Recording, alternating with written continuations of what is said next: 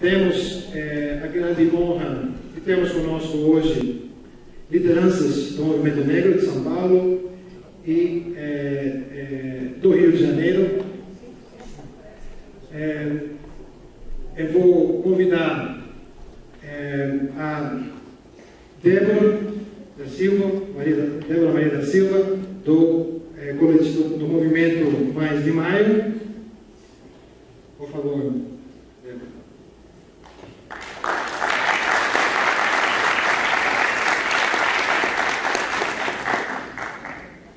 Também queria convidar o Wanderson da Silva, que é um pesquisador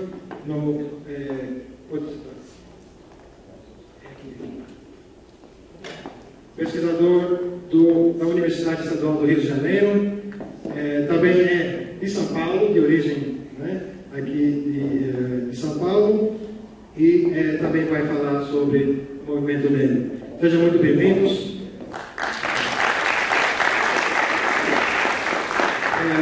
Antes de introduzir um pouco melhor os nossos convidados, temos mais um convidado que está chegando um pouco atrasado, o Douglas Belchior.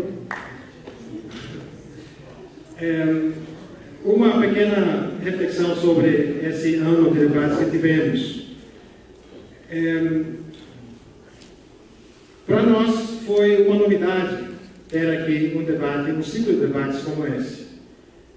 É difícil mesmo juntar tantas pessoas e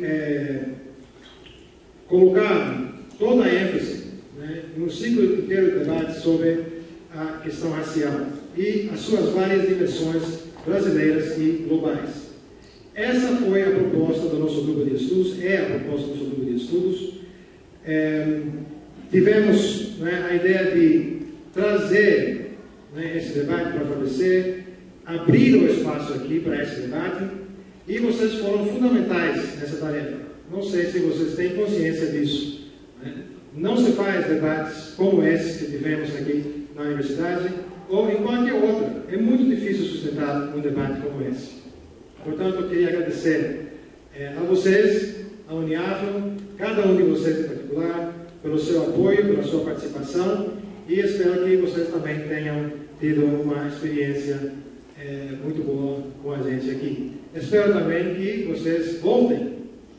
Nós estamos planejando para o ano que vem um outro evento, será mais focado na África, na história da África e na atualidade da África.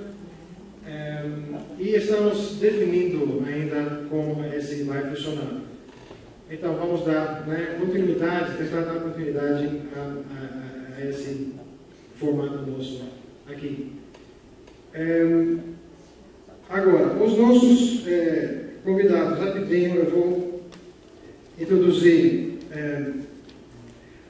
a Débora Maria da Silva, fundadora do grupo Mais de Maio, que reúne familiares de vítimas de violência do Estado de São Paulo, mais especificamente de vítimas da Polícia Militar.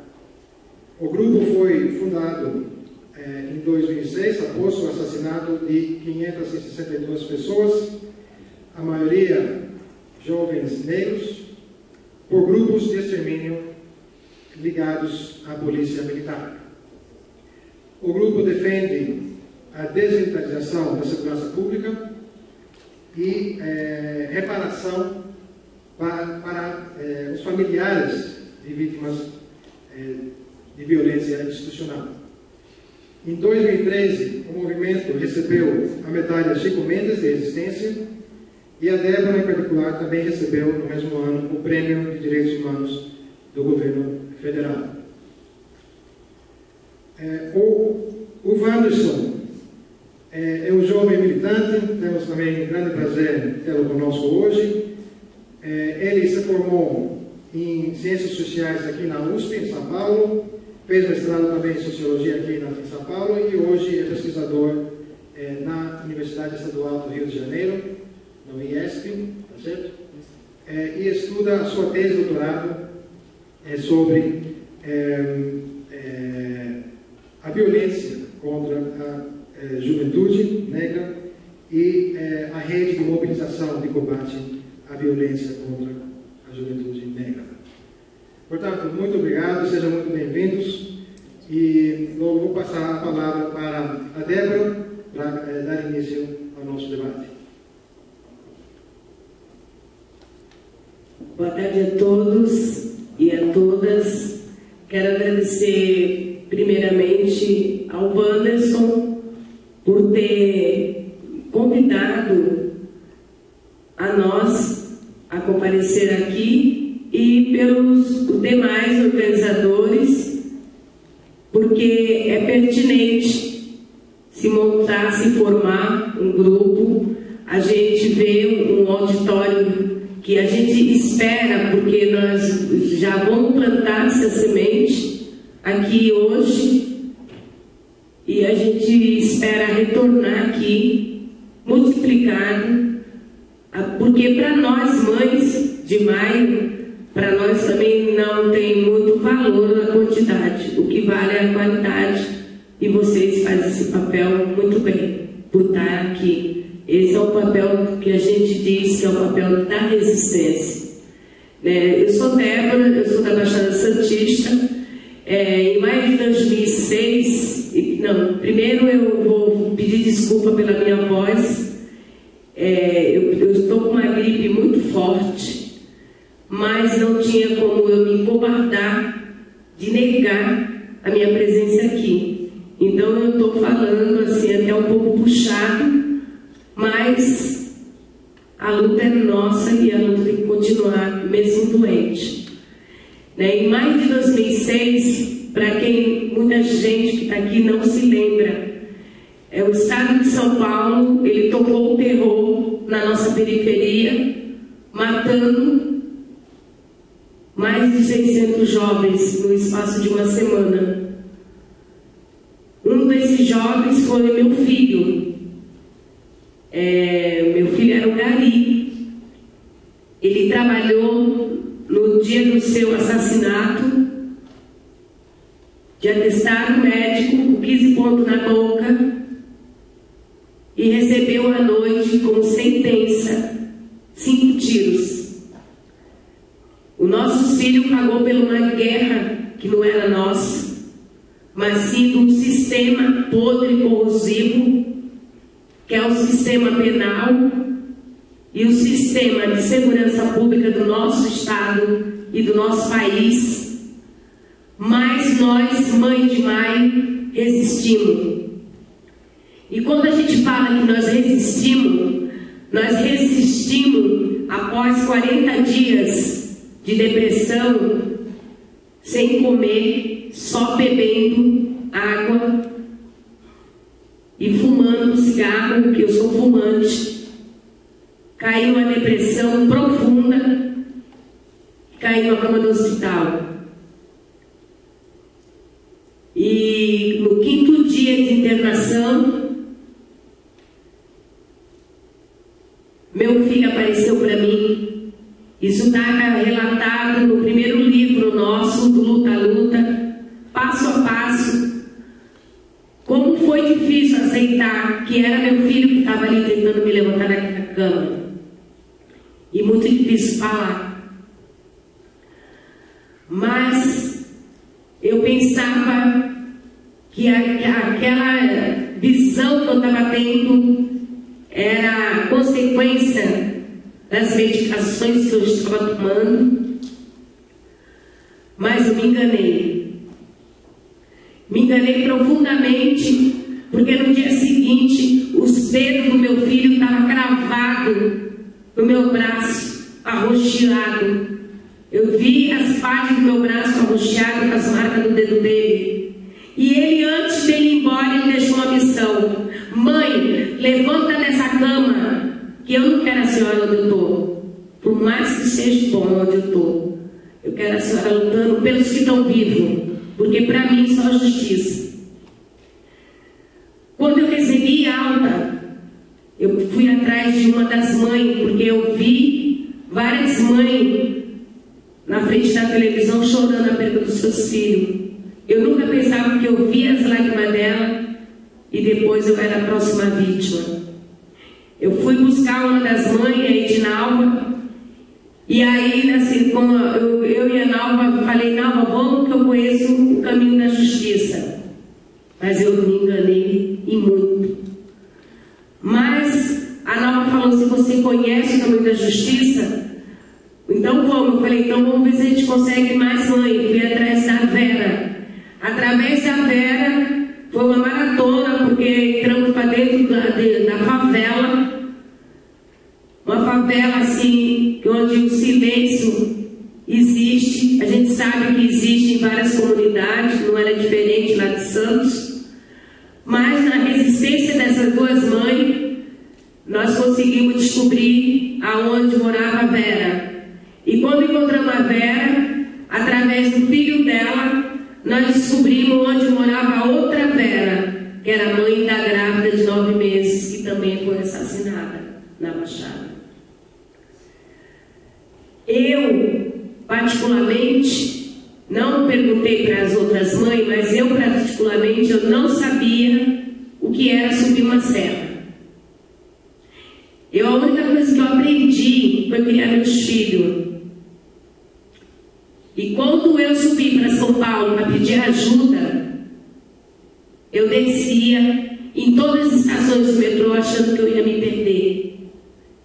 A gente estava no caminho da ouvidoria das polícias. E quando chegamos lá, fomos monitoradas até chegar lá. Quando nós chegamos lá,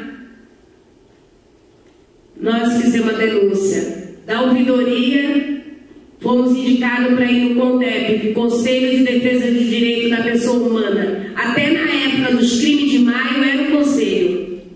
Depois ficou sucateados.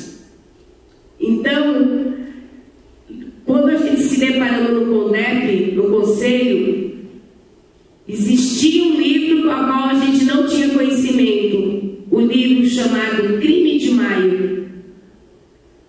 A presidente do conselho chama Rose Nogueira. Na época, ela tinha feito esse livro. Eles montaram uma comissão independente e pegaram todos os laudos cadavéricos em todos os MLs das 647 cidades do estado.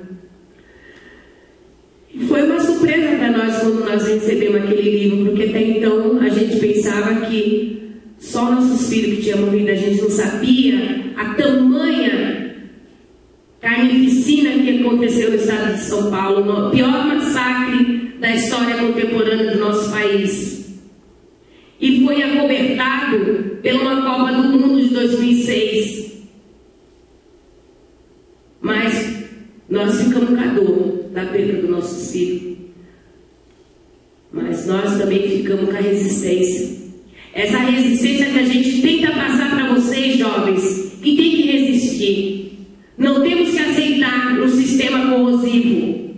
Porque a gente também grita que a Semana da Consciência Negra não é só a semana do dia 20 de novembro, mas sim os 365 dias do ano. Porque o nosso país é produtor de Mãe de Maio, os 365 dias do ano. E nós saímos nessa peregrinação até os dias de hoje. Todos os inquéritos arquivados. Não teve lugar e porta para se bater. Nós usamos o imaginário de um ser humano para tentar achar o caminho da justiça, que ela nunca bateu na nossa porta. A nossa luta é reconhecida a nível mundial, porque as Mães de Maio, ela não se acomodou, não ficou no conformismo da Baixada Santista, mas sim de um país onde Brasília é pequeno, onde nós temos a coragem e a autonomia de dizer: não aceitamos o genocídio dos nossos filhos, que continua. Nós condenamos o Estado pela morte do meu filho, mas nós não queremos, não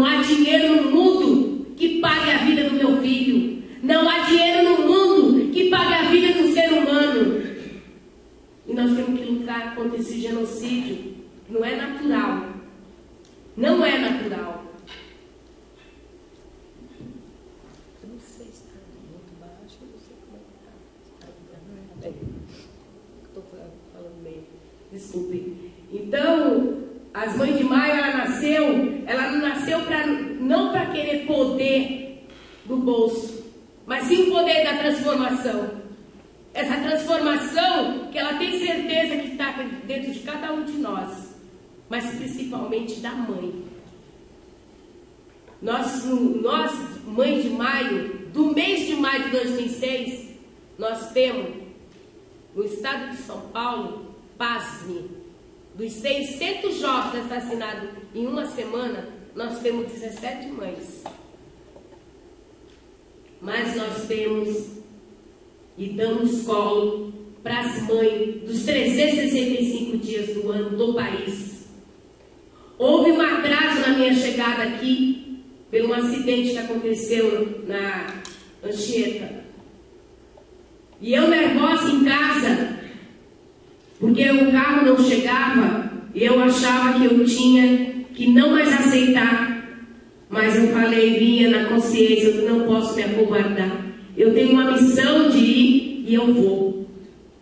Porque eu tenho outro compromisso no começo da noite. Porque eu tenho que plantar essa semente aqui da resistência.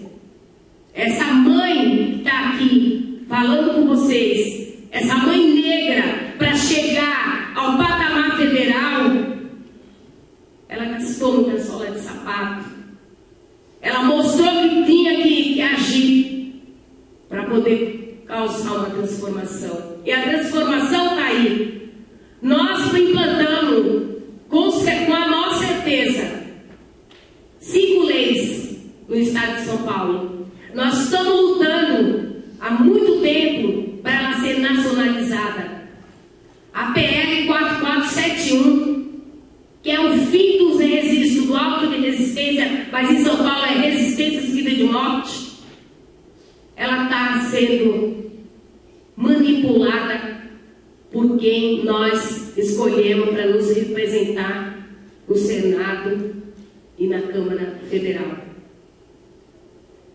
Nós conseguimos emplacar essa lei aqui no estado de São Paulo, porque o governo Alckmin, eu tenho que falar o nome, ele queria se livrar das mães de maio, mas só serviu de munição. Porque logo em seguida, nós viramos lei no estado de São Paulo. No calendário oficial do estado de São Paulo, dia 12 de maio é dia das mães de maio. Mas por que as mães precisam desse dia? Nós dizemos aos deputados estadual que implantou a lei, que não foi porque houve uma votação, que nós não precisávamos de dia. Que nós íamos transformar o dia 12 de maio como o dia das vítimas do Estado genocida. E eles foram mais cautelosos e agora eles implantaram a lei que legitima nossos filhos, a verdadeira lei. Do dia 12 de maio ao dia 19 de maio está implantada no estado de São Paulo a Semana Estadual das Vítimas de Violência do Estado, principalmente da violência policial. Além da Baixada Santista, nós conseguimos perpetuar os túmulos de 11 corpos, inclusive do meu filho. Tombamos os túmulos, ninguém mexe, ninguém viola. E um prefeito que conhecia meu filho, por resposta pela condenação que a gente não precisou trepelar pela justiça, saiu, vai sair, já está reformando uma praça, a Praça da Paz Universal, que vai ter o memorial dos crimes de maio. E a gente pretende, com certeza, implantar ela para o estado de São Paulo. A gente quer que saia o memorial com a ajuda de vocês no Carandiru, porque o Carandiru também foi um dos maiores massacres vergonhosos da história do sistema penal no Brasil. Eles também, quando a gente fizemos Mãe de Maio, Mãe do Cássio, e a periferia grita, é que nós chegamos, como mãe de vítima, chegamos nas mães que ainda sobrevivem, as mães do massacre do Carandiru. As mães de maio, elas viraram uma rede. Essa rede está me esperando no começo da noite. Tem uma rede do Rio de Janeiro que está aí esperando, a rede contra a violência. São mãe de vítima também do Cássio e da Jacinta da Candelária. E antes de vir para cá, eu recebi um telefonema de Salvador. Nós vamos encontrar 5 mães. Uma das mães já está na rede social o desaparecimento do filho dela, a mãe do Davi. Nós conseguimos, ficamos muito emocionadas em receber o telefonema da mãe do Davi. Uma criança que está desaparecida. Não é diferente da mãe do Luciano, lá de Parque Bristol, que agora no dia 14, Luciano está desaparecido, foi apreendido pela Rota. Os dois estavam conversando, o Luciano e o Bruno. O corpo do Bruno apareceu, mas em um suposto confronto com a polícia, e o corpo do Luciano não apareceu. E quem tiver oportunidade, está em exposição na Bienal, até o dia 7 de dezembro, o filme Apelo, a qual eu sou a protagonista. Eu mostro as balas clandestinas que existem no cemitério de Perus, tanto da ditadura como na nossa democracia, porque elas continuam a acontecer. Não foi só na ditadura. Então a ditadura acabou para quem? Eu deixo essa reflexão. Porque se mata muito mais na democracia, porque o respaldo da ditadura tem nome e sobrenome, se chama Polícia Militar. Enquanto a gente não lutar para a desmilitarização da polícia, a reforma do judiciário, quando a gente fala de desmilitarização das polícias, porque nós temos 2 polícias, uma civil e militar, mas a civil é militarizada, e ela puxa o judiciário para junto dela e dos nossos políticos. Então a gente pede a reforma do judiciário também, com esse agravante, e a gente pede a desmilitarização da política. Porque quando a gente vê enterro coletivo, como nós apreciamos na diária que nós fizemos para o filme Apelo na Bienal, em 5 minutos se enterra 20 corpos, muitos deles com os caixões com nomes, mas após o sepultamento em covas rasas, eles são identificados com números. E o ser humano não pode, nós não podemos aceitar que na nossa identidade seja um simples número. Porque nós mães, nós demos a luz, nós demos a vida, e isso ninguém vai fazer nós esquecermos. Isso é um pouco do que eu tenho para dizer, e eu prefiro um pouco que escutar também vocês. Muito obrigado pela essa oportunidade.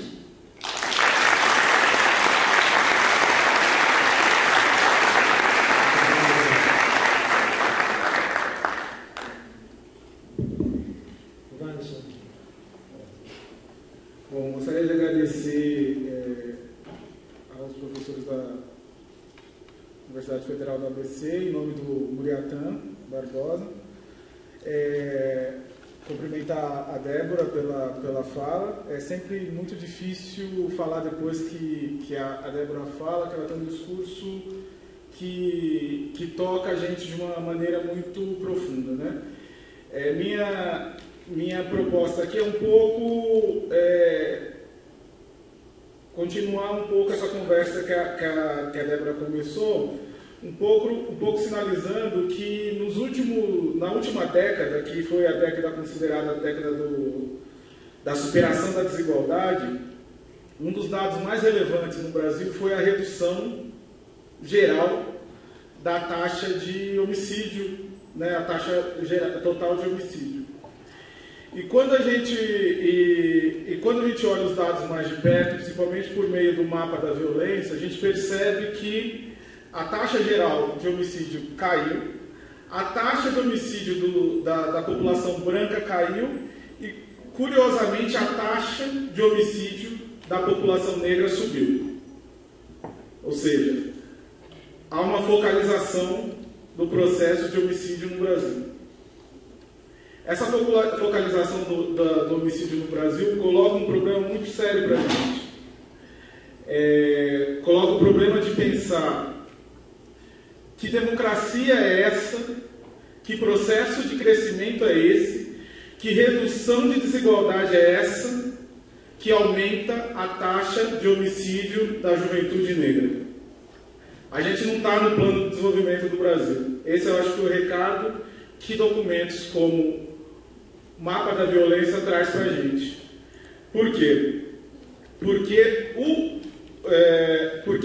com isso eu não quero dizer que isso coloca um problema muito sério para se pensar, tanto para se pensar política social e política de esquerda no Brasil.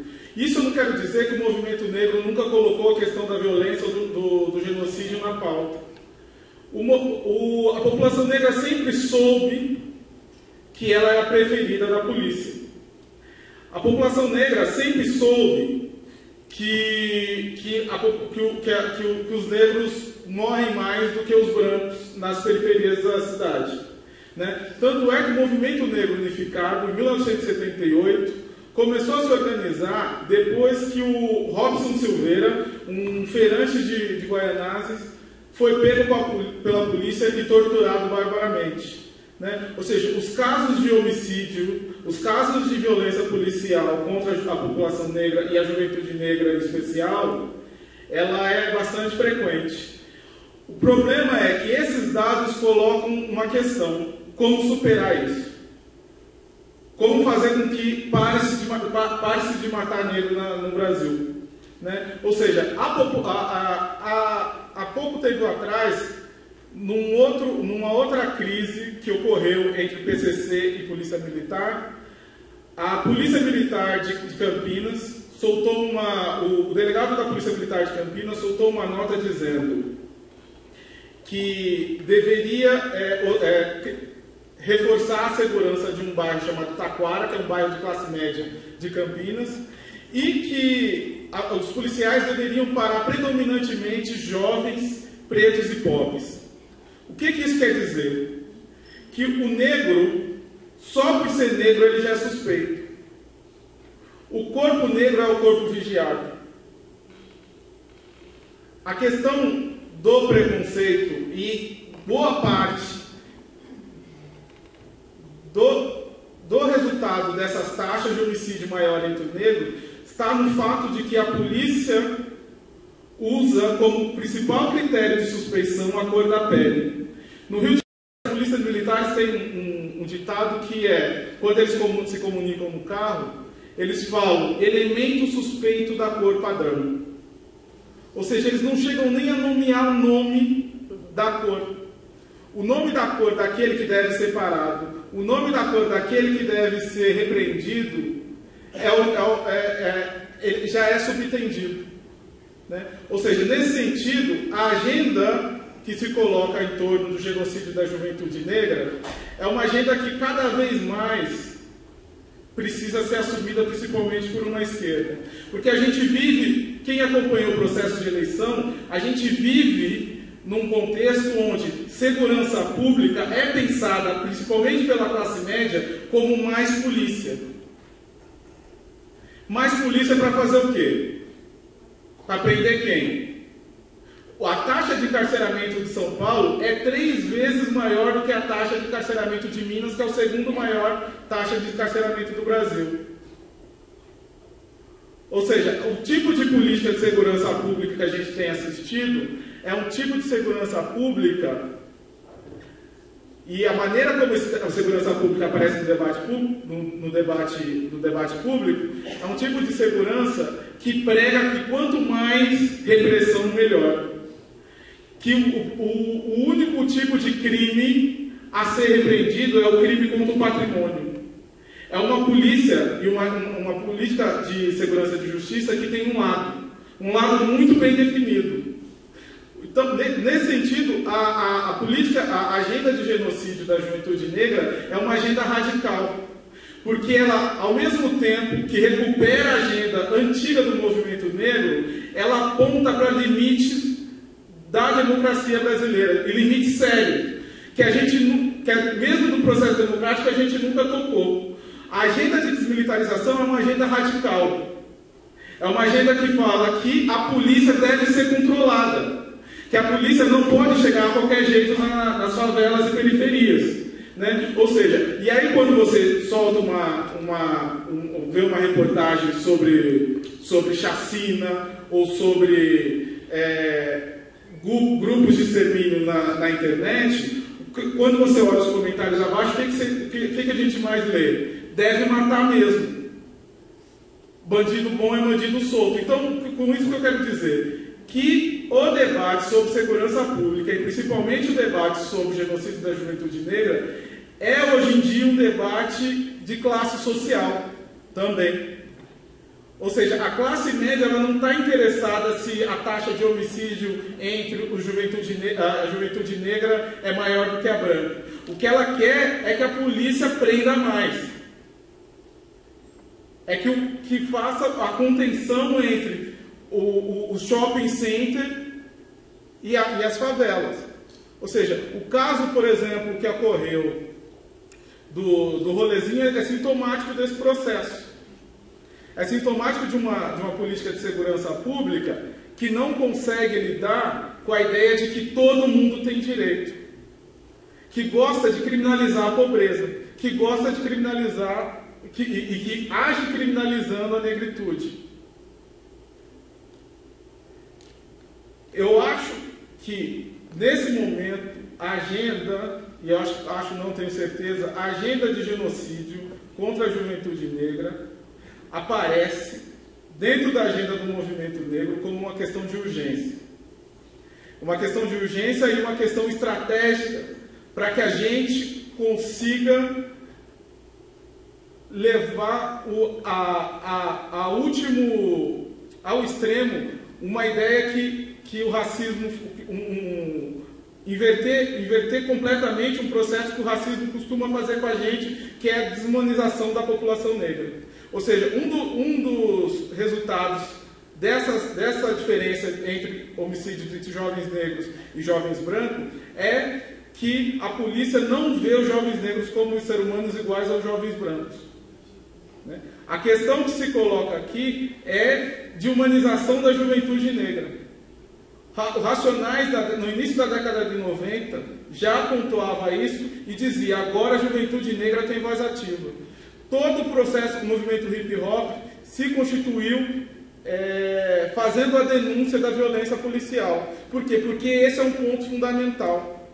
Porque sem a discussão da política de genocídio do Estado brasileiro, não vai ter juventude negra para ocupar as vagas nas universidades. Eles estão matando a gente antes da gente entrar aqui.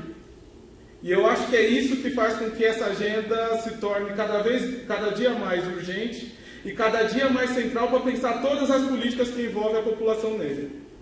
Acho que o restante vai para o debate. Muito obrigado.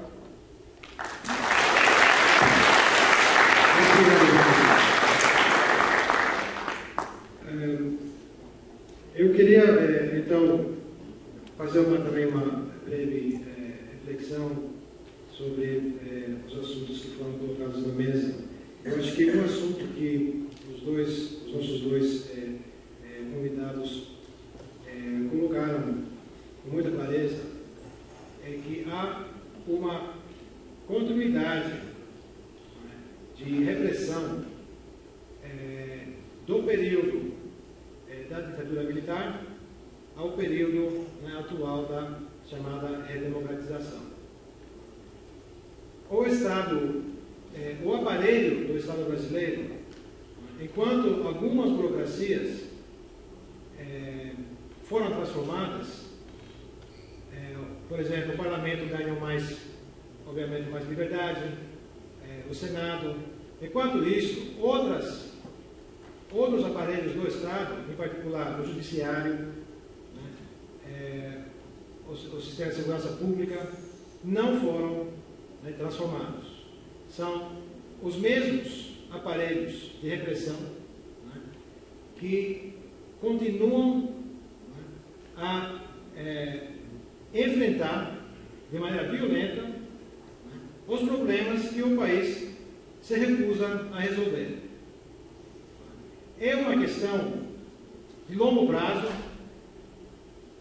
que, inclusive, é pouco reconhecida. O estranho de toda essa história é que colocar na mesa essa ideia de que o regime militar continua, os aparelhos básicos do regime militar continuam em vigor, colocar essa ideia é estranho, porque ninguém estuda isso. Na nossa universidade, por exemplo, ninguém. Tem a grande honra de ter um aluno, Jorge, que vocês conhecem muito bem, que é o único que está escrevendo sobre isso.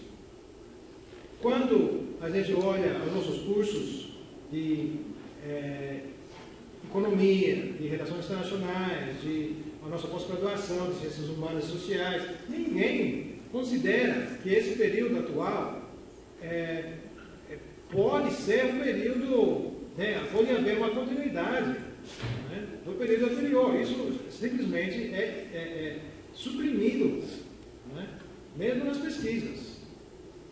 Isso, acho que temos que realmente refletir sobre isso, porque estamos criando a ilusão de que o país entrou numa outra trajetória, cujo futuro é um futuro de avanços constantes, avanços sociais, econômicos. Não é verdade isso. As contradições já vêm acumulando. As contradições desse período recente estão se acumulando, e é importante que o próprio movimento negro hoje está retomando e colocando na pauta a questão do genocídio. Houve uma grande marcha no dia 22 de agosto desse ano, uma marcha que se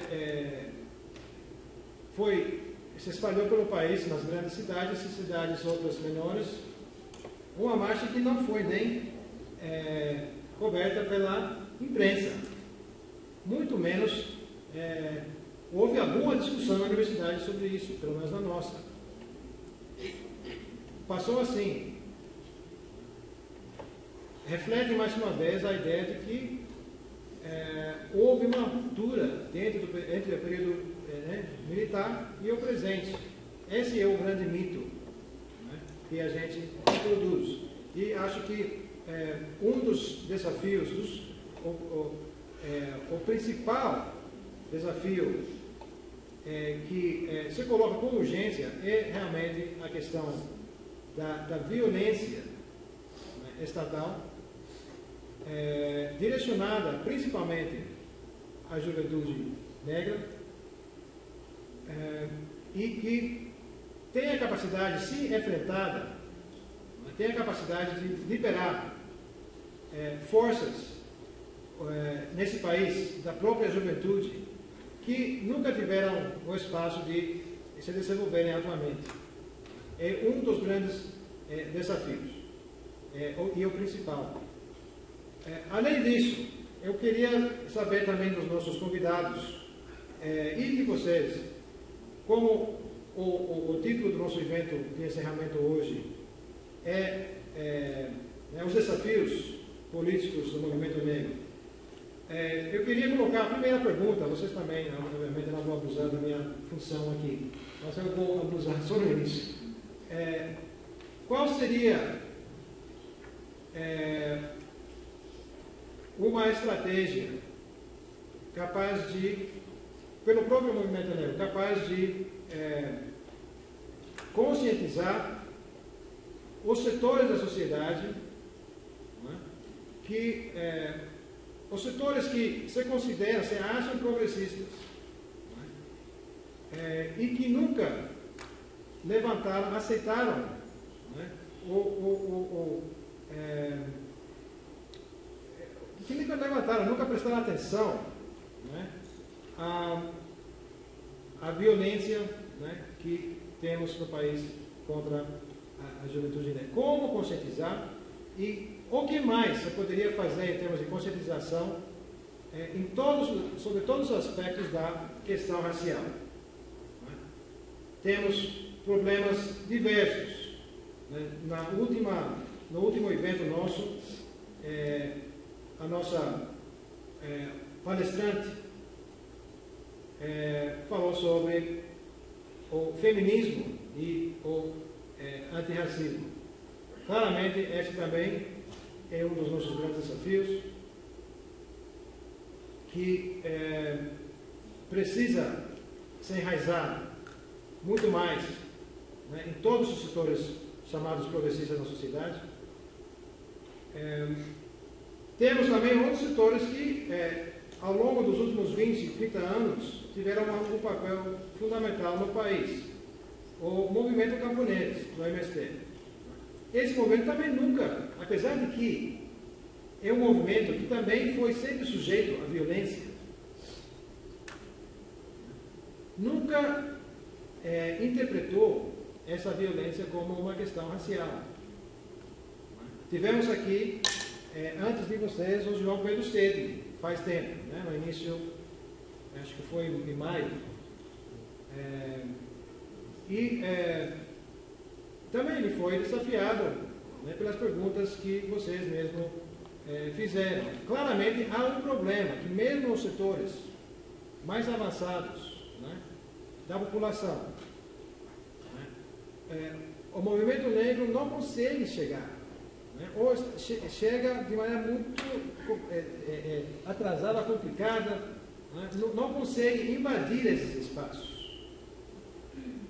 Como então, a minha pergunta é como pensar, né, nessa estratégia.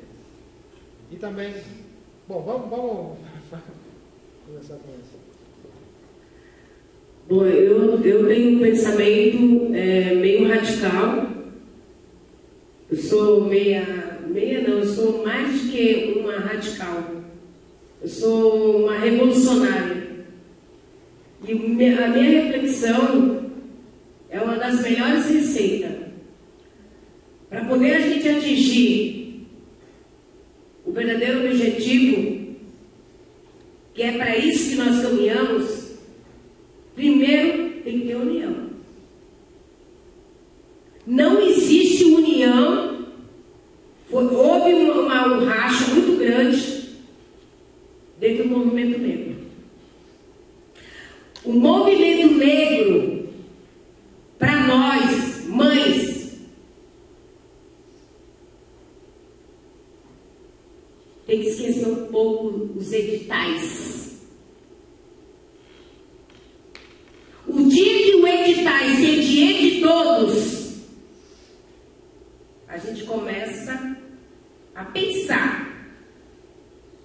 Porque os racha vêm por causa dos editais, que não é de todos. A gente não temos que brigar por nós mesmos, nós somos mães, nós queremos união. A mãe não quer ver um filho brigando com o outro. Porque nós somos a maioria. E existe sim uma perseguição no nosso país e no mundo da classe e da cor do pigmento. Todos nós sabemos. O meu filho, antes de morrer, o policial falou assim: neguinho, morreu, você é ladrão. E saiu no jornal do outro lado. E para poder eles pedir desculpa, fizeram os números que só com lente de contato, lente de graus, a gente conseguia ler. Mas eles pediram desculpa. Mas já tinha rotulado meu filho. E mesmo se ele fosse, a pena de morte estava sendo aceitada no nosso país pela própria periferia. Tem uma parcela de culpa. Tendo em vista a resposta da eleição no estado de São Paulo. A eleição no estado de São Paulo é o desenho da insanidez de pessoas que se apegam com bens materiais, aceitando a pregação de um partido de direita, dizendo que bandido bom é bandido morto.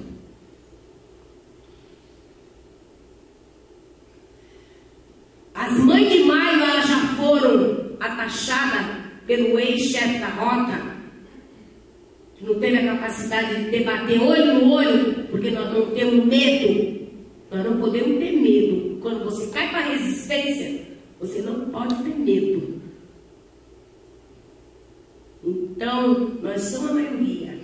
Quando a gente escuta o chefe da rota dizer que o movimento Mãe de Maio é movimento de mãe de bandido, aí que a gente se transforma numa guerreira mais ainda.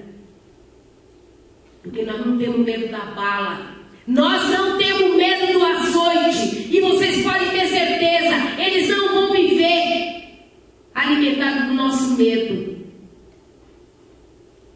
Agora tem que ter coragem. Nós não somos nenhuma heroína. Mas o bem maior nosso, nós perdemos por nossos filhos. Esse é o desafio. Esse é o desafio. O bem maior nós perdemos. E o bem maior nós estamos perdendo. São vidas humanas que estão sendo ceifadas. Através do conformismo. O nosso país é produtor de Mãe de Maio. Está aí a taxa do Fórum de Segurança. Trouxe para nós essa semana que passou. Eu tive que me blindar da mídia, porque na hora de falar do sistema de segurança no nosso país, não tem ninguém que bata de frente, a não ser as Mães de Maio. Ela é uma rede.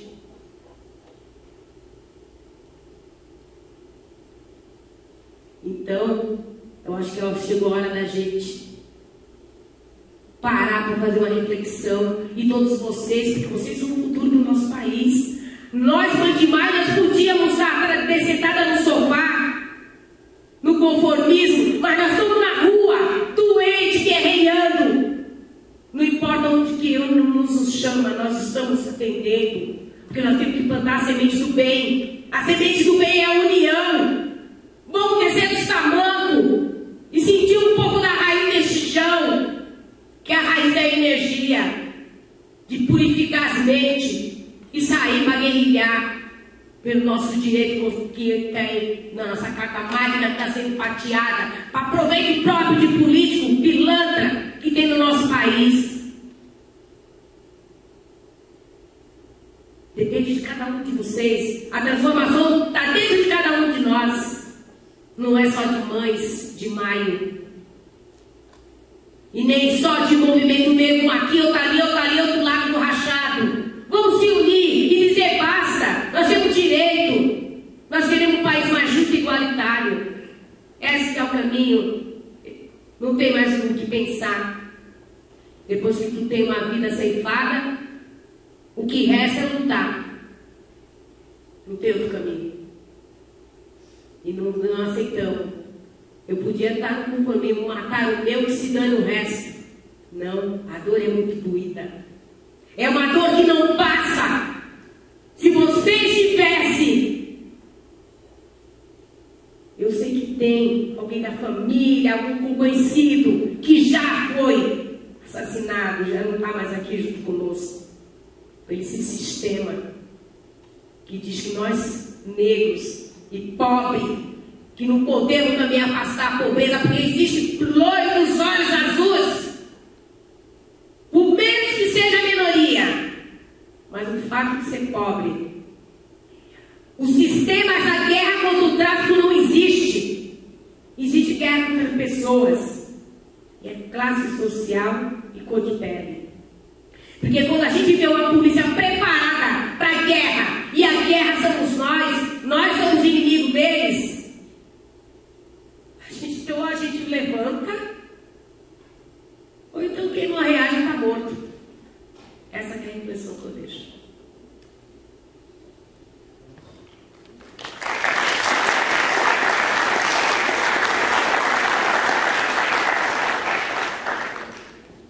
Bom, acho que a questão que você coloca ela é muito importante, porque uma coisa acho que vale discutir é que a área de segurança pública é uma área blindada, né?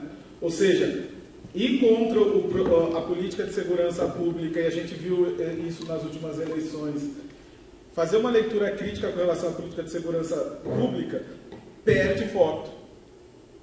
Ou seja, a política de segurança pública se tornou um campo onde e eu acho que nesse campo, eu acho que o movimento negro ele sai na frente, que é um campo onde o debate está muito polarizado. Ou seja, você tem do lado o movimento negro falando em genocídio da juventude negra, e do outro lado você tem um movimento muito forte falando em redução da maioridade penal.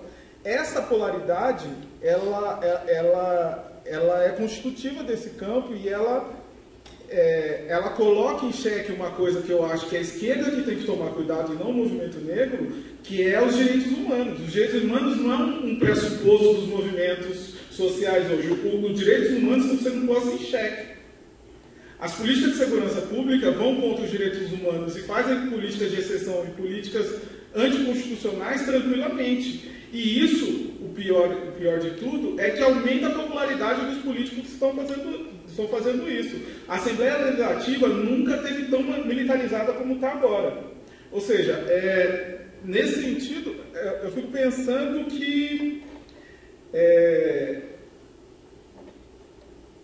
eu acho que nesse sentido, eu acho que o movimento negro sai na frente do ponto de vista de sinalizar uma agenda de esquerda. Né? É quase que, e isso é tão forte para a gente, porque, para mim, um resultado de desigualdade na taxa de homicídio como esse gera argumento suficiente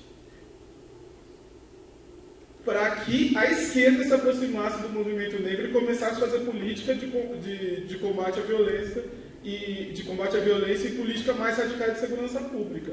Ou seja, quando a gente vê diversos partidos de esquerda chegando no debate público eleitoral e falando que que o estado de São Paulo é o estado que mais mata, tem a polícia que mais mata, e o candidato de esquerda fala, mas é também o que mais morre polícia, ele está equiparando coisas que são completamente diferentes. E ele está equiparando essas coisas porque ele sabe que fazer um discurso radical na área de segurança pública é assumir uma posição radical dentro da democracia hoje. Né? Ou seja, a agenda de direitos humanos, tal como ela foi posta até hoje em dia, ela nunca pautou seriamente as forças militares. Né? No Brasil, você dá carta branca para as forças militares agirem. A gente nunca discutiu a sério o fato de que a polícia militar não tem controle da polícia militar, nem São Paulo, nem o Estado do Brasil. Não tem controle social. Então, assim, são agendas que para mim, são agendas não do movimento negro, mas são agendas de uma possível esquerda. Eu acho que é um limite claro, assim. Ou seja, a polarização entre direita e esquerda em São Paulo, e não é à toa que quando você tem a passeata contra a Dilma, a principal chamada é a viva PM e volta da intervenção militar. Ou seja, eu acredito que cada vez mais essa agenda de segurança pública é uma agenda que tem que ser assumida com radicalidade pela esquerda. Eu acho que do ponto de vista do movimento negro, eu acho que a denúncia de que a gente está morrendo mais, ela deveria ser suficiente para... Porque você tem um dado que ele é inaceitável para uma democracia e para um Estado que fez... diz ter feito a maior redução de desigualdade do país. Então, Nesse sentido, eu acho que o movimento negro, é difícil falar em estratégia, porque eu acho que o movimento negro coloca na agenda pública uma pauta que até então estava secundarizada até mesmo pela esquerda, né? Eu acho que é esse movimento que a gente... não é um movimento negro que... Enfim, eu acho que a articulação aí que a Débora coloca é fundamental, ou seja, a articulação em torno dessa agenda e a união em torno dessa agenda, ela é importante, mas ela é importante porque ela toca no calcanhar de Aquiles da fragilidade da democracia no Brasil. Ou seja, tem uma coisa que não se concretizou no processo de democratização, são os direitos civis, né? E ter uma polícia violenta é sinal de que os direitos civis ainda no Brasil, o acesso à justiça ao Brasil é precário, né? Ou seja, a polícia violenta, ou seja, tem uma parte da democracia, como você bem colocava, que não foi resolvida com o processo democrático. E que está longe do debate político, inclusive da esquerda, né? Então, eu acho que, nesse sentido, eu acho que a gente coloca na arena pública uma agenda que, até então, não estava presente, de maneira radical, como aparece pela agenda do movimento negro, denunciando o Estado brasileiro de fazer uma política genocida. E essa palavra, genocídio, é uma palavra simples, é uma palavra que tem impacto e denuncia o Estado como criminoso.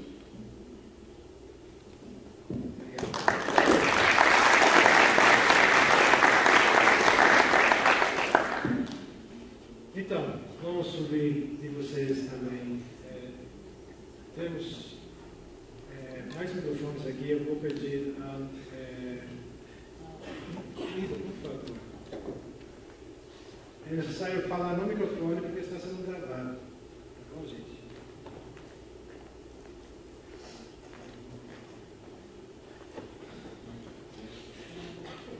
Então, não tem...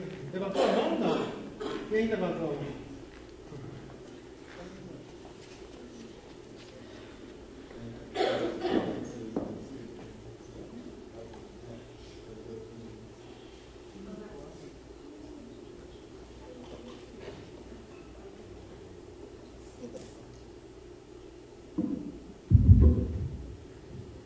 Olá, parabéns pela luta, fico muito sentida de saber, eu não sabia assim, que ia acontecer isso, estou um pouco chocada também. E eu queria saber assim, se vocês acham, com certeza devem achar que também a TV ajuda para as pessoas terem esse tipo de pensamento racista, esse tipo de pensamento que bandido tem que morrer, com esses programas da Atena, não sei o quê, e que eles chegam a controlar a opinião pública, assim, a grande massa, né? Se vocês têm algum esforço nesse sentido também da democratização da TV, porque a TV tem um papel de ajudar a população a desenvolver, não a retroceder. Então, eu queria saber um pouco mais sobre isso. Obrigada. O seu nome? Desculpa.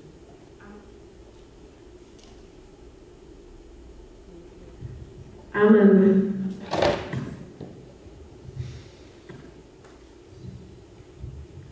Salve, sou o Wellington, da UNEAF do Brasil aí.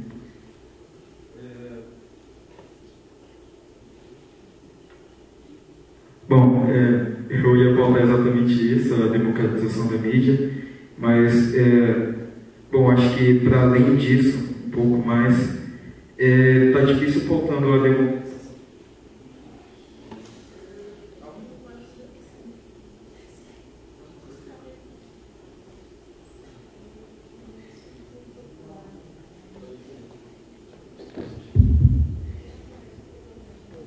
Não põe muito perto no seu. Segura assim, mais que mais. Enfim, bom, um pouco além da democratização.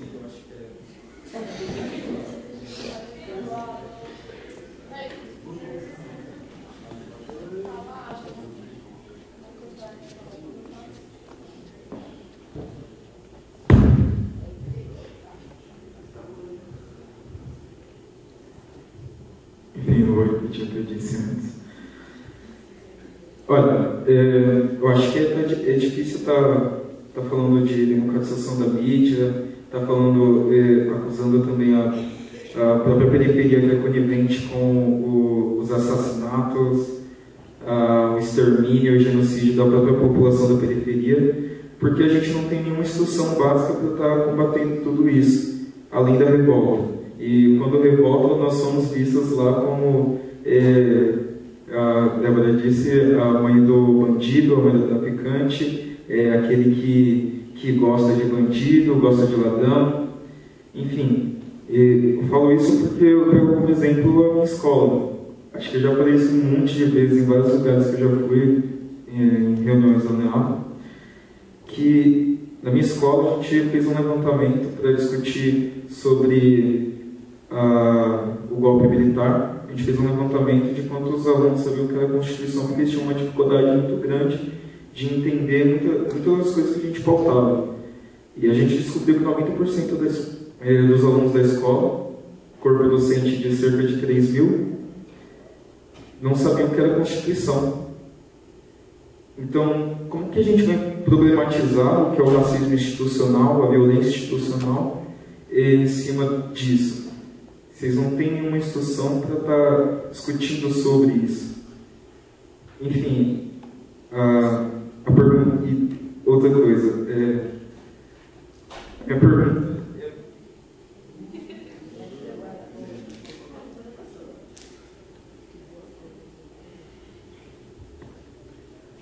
Bom, a minha pergunta agora vai ser mais direcionada para o sistema carcerário.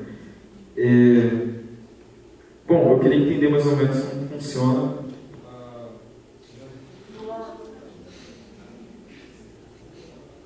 Bom, a minha pergunta é direcionada ao sistema carcerário, porque eu queria entender qual é o papel das PPPs, as parcerias público-privado, e também usando aí a mão de obra do preso, do trabalho escravo e tudo mais, e que também é a forma aí de o encarceramento é a forma de genocídio do povo negro também.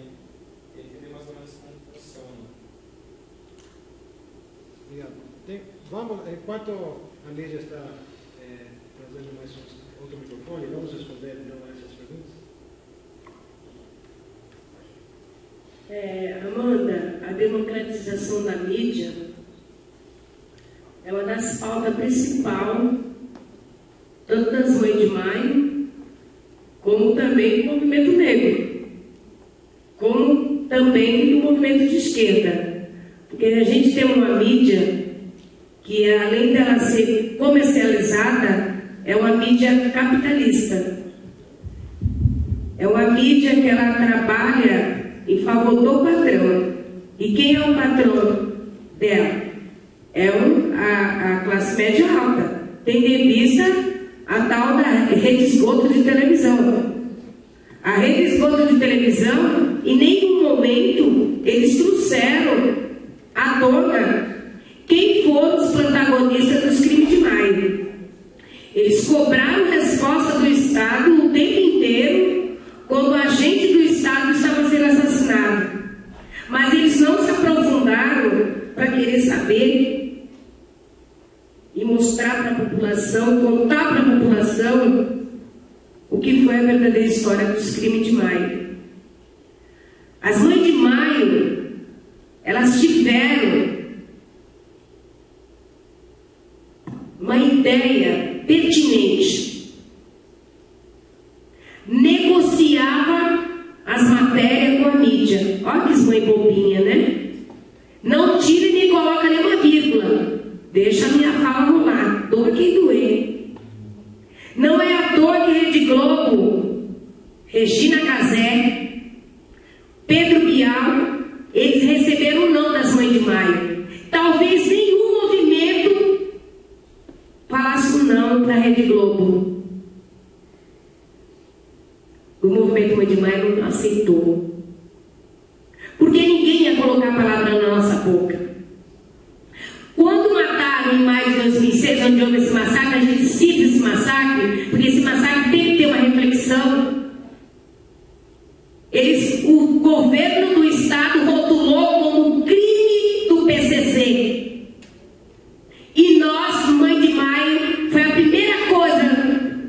fizemos, que nós alcançamos essa vitória. Se vocês não mudar o rótulo, a gente não faz matéria com vocês. E negociar. Até o governo agora, eles falam crime de maio. Esqueceram o PCC. Porque a criatura foi criada pelo Criador. O Estado criou o PCC. Nós pagamos por uma guerra que não era nossa. A base de corrupção. Quando a gente tem uma mídia corrompida, ela faz esse tipo de papel, ela dá desinformação. Ela dá desinformação. Ela criminaliza a pobreza e ela comete o racismo 24 horas por dia. Tendo em vista os programas da Rede Globo. Tendo em vista o que nós atingimos. Se a gente não tivesse a pertinência. Hoje em dia, eles não tiram a dor a quem doer. Nós, na Baixada Santista, nós temos um jornal chamado A Tribuna. Ele também rotulava como ataque do PCC. Até que nós negociamos. No dia 8 de março, no Dia Internacional da Mulher, eles fizeram uma homenagem para as Mães de Maio. Era um jornal marrom.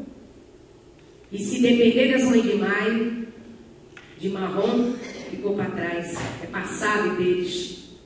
Mesmo que eles são afiliados à Globo, eles são seguidores da Mãe de Maio. Por quê? Porque teve um jornalista que ele ganhou o prêmio Vladimir Herzog em 2010. Mas ele mostrou um depoimento chocante, uma série de matérias de uma semana sobre os crimes de maio e mostrou a fala de 2 integrantes do grupo de extermínio da Baixada Santista, que é bem forte da Baixada Santista, que não era diferente da ditadura, que lá foi o lugar do navio Raul Soares. E foi também um lugar que estava escondido os arquivos da ditadura militar. Porque lá é o curral do passado e do presente. A Baixada Santista, lá onde nós convivemos. E a taxa de homicídio de Santos, ela só não é 0, porque os meninos matam policial. E quando uma mãe pergunta para o secretário de Segurança Pública por que esses policiais morrem na Baixada Santista, uma mãe escuta da boca do secretário de Segurança Pública: tudo bandido. Se é tudo bandido, por que não a desmilitarização dessa polícia podre que nós temos no nosso país? Que não passa de uma fábrica de fazer cadáver. E nós temos o dever de democratizar a mídia dizendo isso e colocando o dedo na ferida. E ela produz a matéria que nós queremos. Qual é o jogo? Manda para nós o PDF, para a gente passar na revista. E depois que passa a revista, a gente manda de volta e fala: ok, pode publicar. As Mães de Maio, eu estava conversando com o motorista, na hora que eu estava vindo de Santos, eu falei: eu estou acostumada em São Bernardo. Por que eu estou acostumada em São Bernardo? Aqui tem uma TVT. A TVT é uma das televisões, uma emissora de televisões que mais procura Mãe de Maio. Mas ela procura a Mãe de Maio porque a Mãe de Maio não tem siglas partidárias para defender. Nós somos apartidária. Desde quem tiver, a gente bate, porque a nossa necessidade é além das urnas. Nossa necessidade é para onde? Nós estamos falando de vidas humanas. E foi esse belo relato que a mídia, essa mídia que eu tiro o chapéu para ela, se chama Brasil de Fato. É uma mídia alternativa. Que ela colocou as palavras da qual eu disse na bolinha dos olhos da presidente Dilma quando eu recebi a premiação. Que não era mera coincidência eu ter recebido o prêmio da mão do ministro da Injustiça, Eduardo Cardoso. que a justiça não bateu na minha porta. Então a gente, vocês, jovens, vocês têm uma mídia na mão, que significa isso aqui, se chama celular. Faça suas próprias mídias, vocês não precisam de mídia bandida, capitalizada. Vocês dão uma resposta. E os cabelos brancos, com todo o respeito, eles tremem de vocês. Porque a tecnologia está na mão de vocês. Transforme esse Brasil numa democracia verdadeira. Porque a mídia só traz essa informação. Quando a mídia pede que se prenda, que se mata, que se publique e que faça uma bienal, chegue e coloque como mini censurado apelo, a qual nós mostramos, a qual a mídia falou de todos os trabalhos dos artistas, menos do apelo das Mães de Maio, que nós estamos mostrando extermínio. Eu não preciso que ela louve o trabalho das Mães de Maio. Eu preciso que vocês, a mídia alternativa, façam o papel. Porque elas vão ficando para trás e acaba sendo democratizada. Porque ela vai ter que ser democratizada um dia. Porque a tecnologia está aqui e está na mão e nos dedos de cada um de vocês.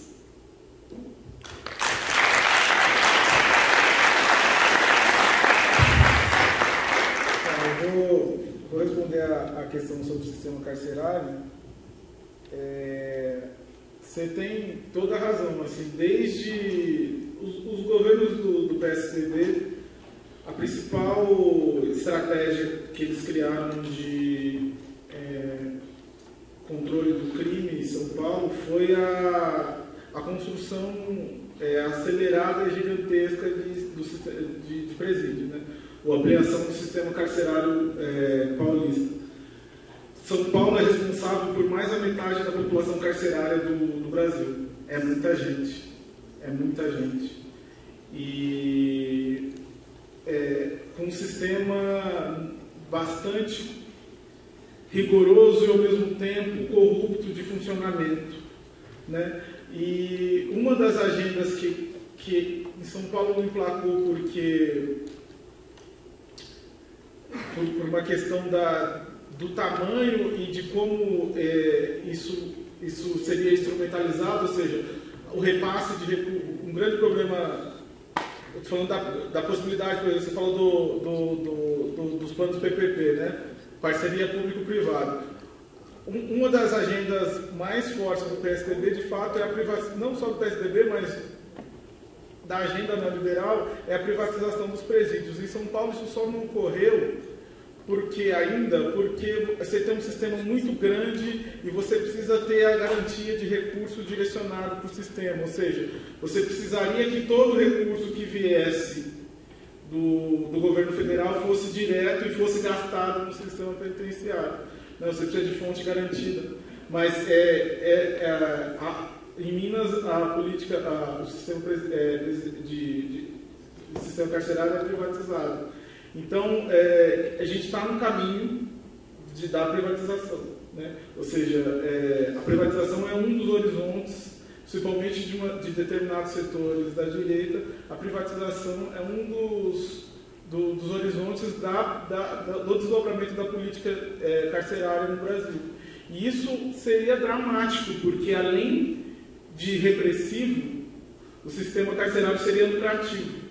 Né? Ou seja, muito parecido com o que ocorre nos Estados Unidos, onde quanto mais preso, melhor e mais lucrativo. Né? Então, por isso, nesse sentido, que eu acho que a agenda de segurança pública, ela se torna muito estratégica dos caminhos que a esquerda vai tomar hoje em dia. Eu acho que ela ganha contornos de conflito social mesmo. Né? Ou seja, há um processo constante de criminalização da pobreza.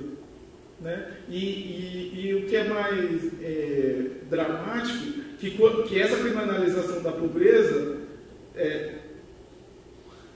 passa por aumentar as possibilidades de lucro. O sistema um dos setores que mais cresce na economia brasileira é o setor de segurança privada. Ou seja, você tem uma rede econômica em torno desse clima de insegurança, em torno desse desse apelo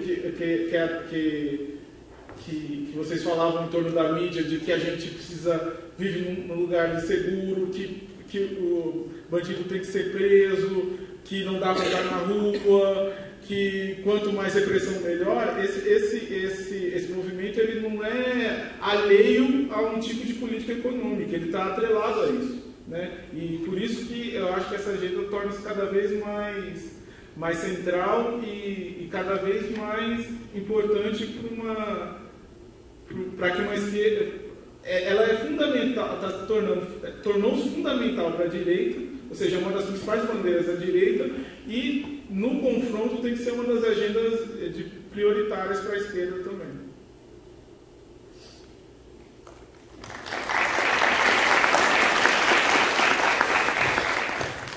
Mais uma rodada de perguntas.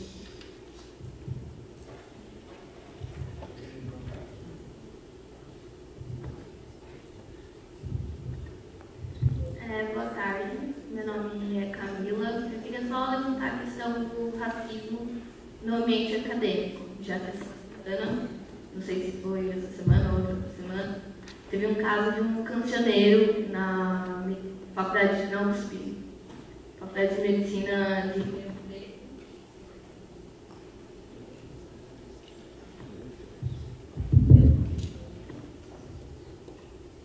E aqui na faculdade mesmo, se propôs essa semana uma festa que seria proposto assim, para todo mundo, até brancos, vieram tipo, vestidos de negro, como se negro fosse uma fantasia, algo cômico, entendeu? Seria uma festa negra, eu queria levantar essa questão.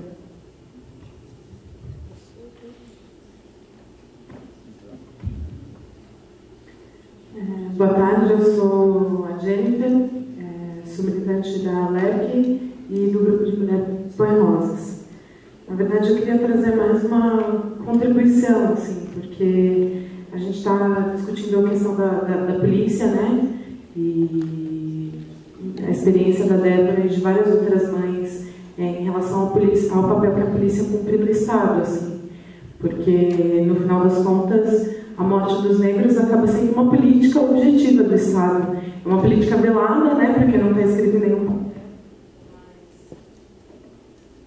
Todo mundo me ouve se eu falar assim? Eu acho que é melhor falar assim.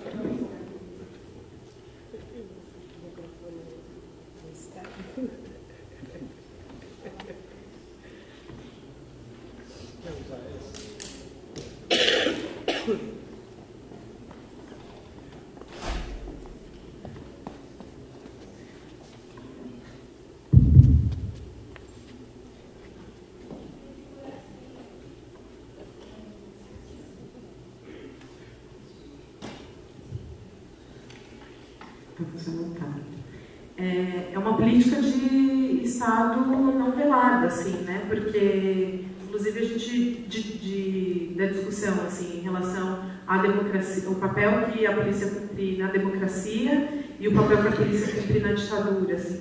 Porque, no final das contas, a gente vive uma democracia que é uma democracia burguesa, né? A democracia tem classe.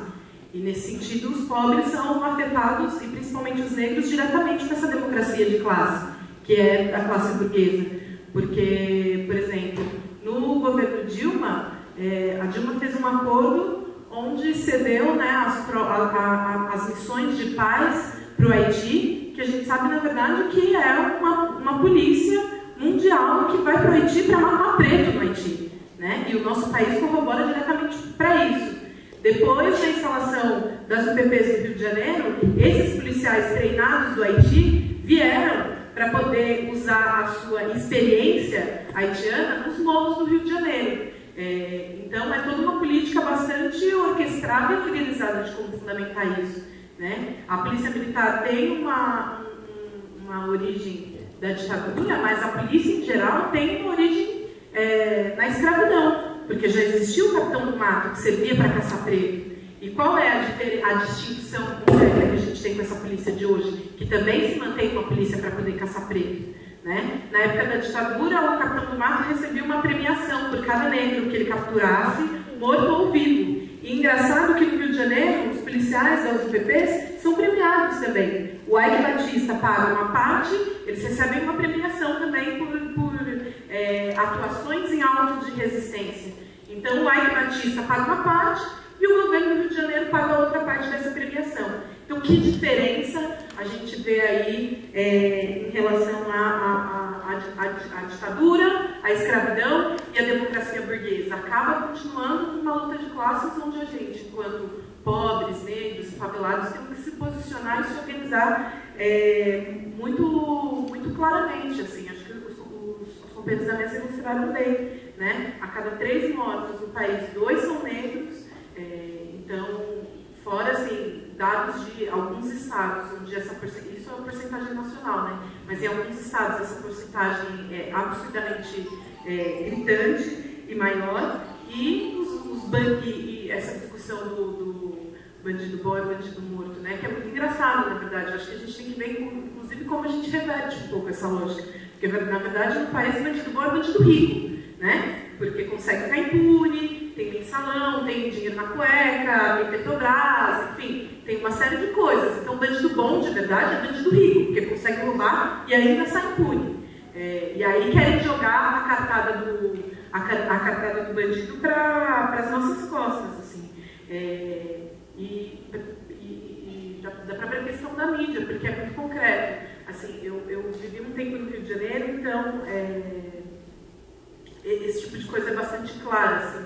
Existem revoltas, inclusive, e auto-organização que acontece dentro das comunidades, onde a comunidade se junta para poder se enfrentar com a polícia, e no outro dia aparece no noticiário que tinha um conflito da polícia e dos traficantes. Então, assim, também, na verdade, existe uma organização do povo negro, mas que é silenciada, é abafada, é calada pela mídia. A gente não vê que essa organização e essa resistência existiu historicamente e ainda existe hoje e segue velada, fechada, a 7 portas no Rio de Janeiro e em várias outras comunidades no país. Assim.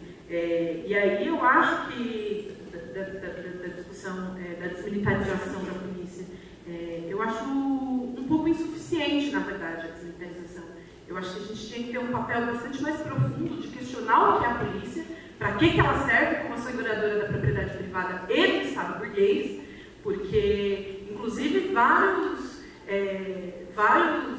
companheiros são mortos pela polícia com sacolas, queimados. Tem os P2 que são infiltrados nos movimentos e que vão para os movimentos desarmados para ouvir tudo o que acontece na militância e repassar para o Estado. Então, assim, eu acho que a gente precisa questionar mais a fundo qual é o papel dessa polícia e para que a polícia serve. E, nesse sentido, também questionar tanto na esquerda de conjunto, no movimento negro, no movimento de mulheres, mas nos movimentos, porque eu tenho bastante acordo com o que a Débora colocou, que precisa existir uma união realmente para poder a gente combater o nosso inimigo comum, né, que é a burguesia, é o Estado que é dividido em classes, e submeter mesmo a ordem que está colocada na sociedade, porque senão a gente vai seguir tendo mortos, e eu tenho a impressão de que desmilitarizar não cumpre o papel fundamental, que é tirar da mira desse Estado os negros e os pobres,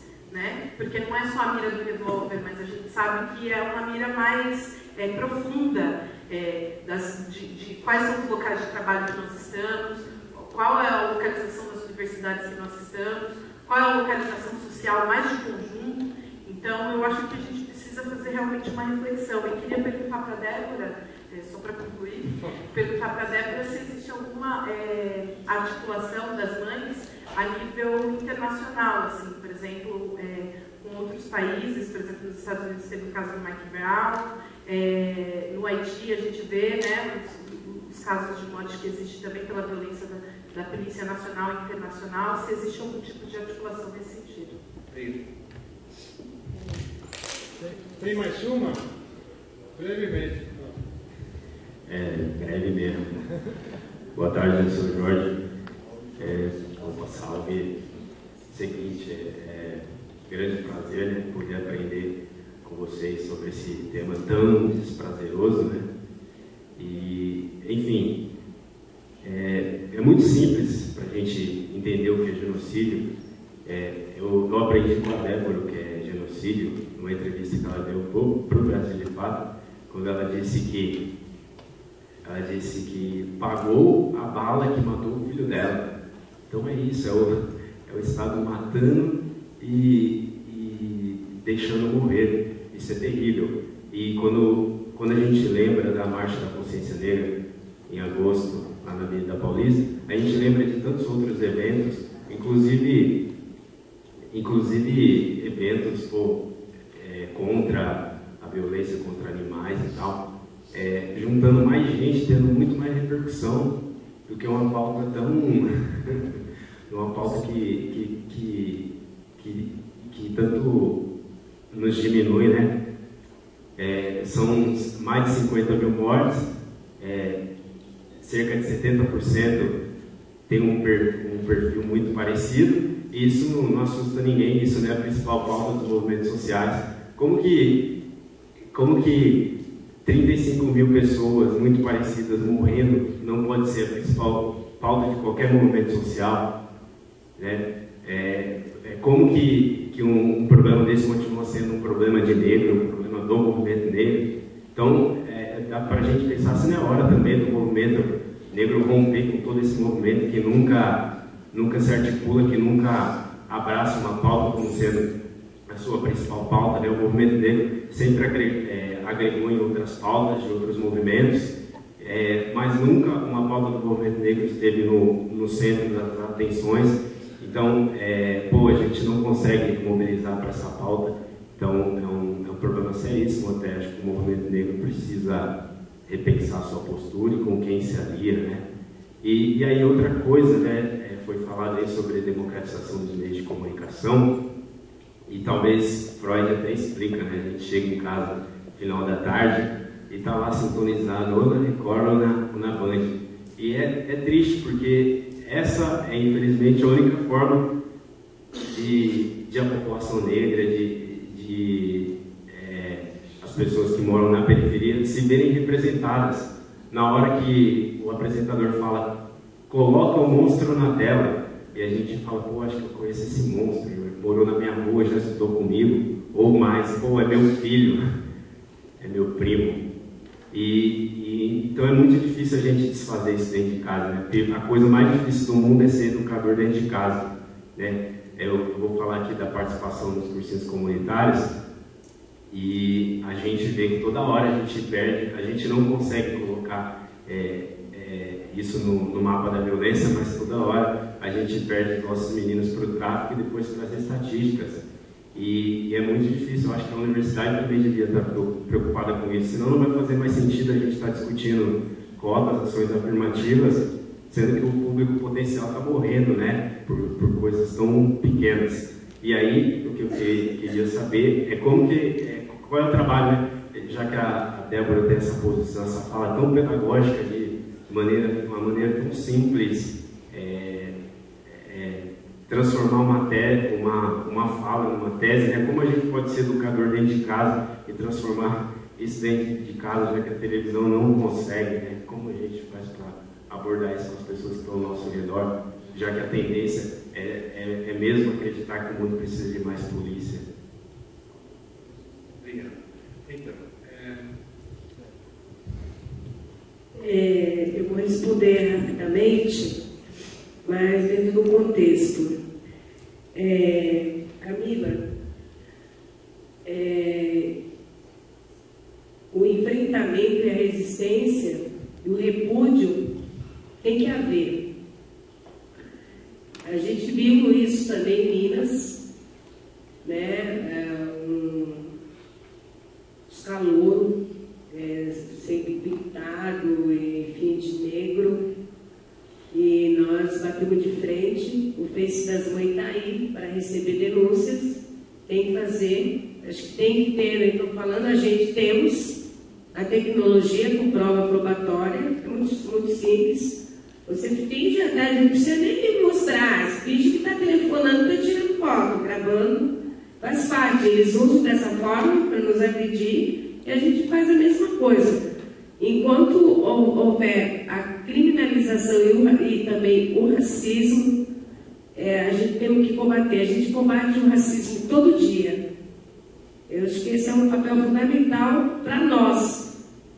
A gente não precisa ter a cor da pele, né, escura. Eu acho que quando a gente tem consciência, seja negro ou seja branco, mas tem que ter essa ideologia, eu acho que temos que buscar força e combater mesmo esse racismo que existe dentro da universidade, existe sim, e a gente temos que estar aqui, as mães estão à disposição de fazer um trabalho de conscientização, a semente já está plantada e vamos avançar. A união gera transformação. E a Jennifer, eu estou caminhando para me encontrar com a Rede contra a Violência do Rio de Janeiro e a Rede de Comunidade do Rio de Janeiro. Durante o ano retrasado, o ano de 2012, eu senti na pele o que é viver dentro de uma comunidade do Rio de Janeiro, uma comunidade comum, e depois uma comunidade pacificada. A pacificação das comunidades do Rio de Janeiro é para tocar terror na população, para ter os abandonos dos seus lares, para entregar suas casas para especulação imobiliária. Quem está com o interesse dos morros são os gringos da especulação imobiliária. Não se trata, os UPPs, ela não é para combater o tráfico. Quem pensa, se engana. Quem vai atrás da mídia, para mim, se engana muito mais. Mesmo sabendo que a mídia desinforma. Né? Eu acho mais aberrante isso. A gente vimos, eu tive no Chapéu da Mangueira e no Morro da Babilônia, e eu subo 2, 3 degraus, e vem 3 grupos assim, um do lado do outro do meio, de crianças. Crianças, estou falando crianças de 5, 6 anos de idade. Tia, a senhora é o quê? 1, 2 ou 3? Eu falei, o que esse menino, essas coisas estão falando? Aí a minha companheira já tinha subido, já estava mais acima, eu estava cansada, porque eu não estou acostumada. Santos é horizontal, não é vertical.